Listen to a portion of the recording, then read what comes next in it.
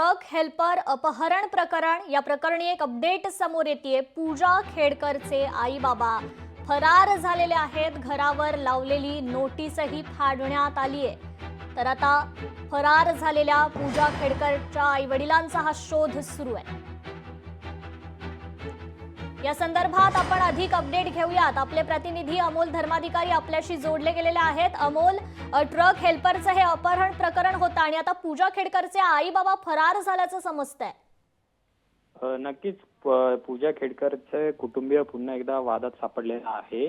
नवी मुंबईतील एका टोलनाक्यावर ट्रकच्या चालकाचं अपहरण केल्याचं प्रकरण समोर आलेलं होतं आणि हा सगळा तपास केल्यानंतर पूजा खेडकरचे वडील आहेत त्यांनी त्याचं अपहरण केलं होतं असं पोलीस तपासात समोर आलेलं होतं।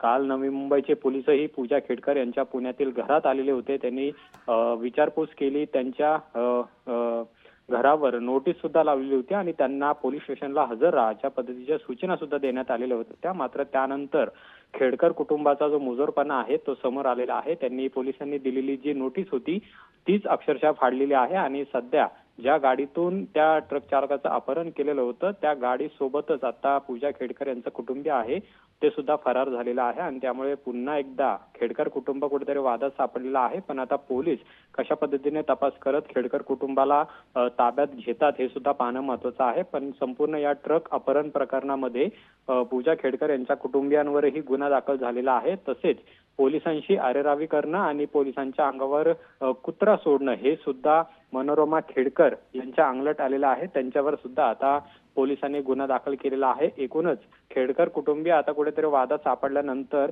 पुण्यातील घरातून ते मात्र सध्या तरी पसार झाल्याचं पाहायला मिळत आहे। जी निश्चितच अमोल, धन्यवाद तुम्ही दिलेल्या या सविस्तर माहितीबद्दल।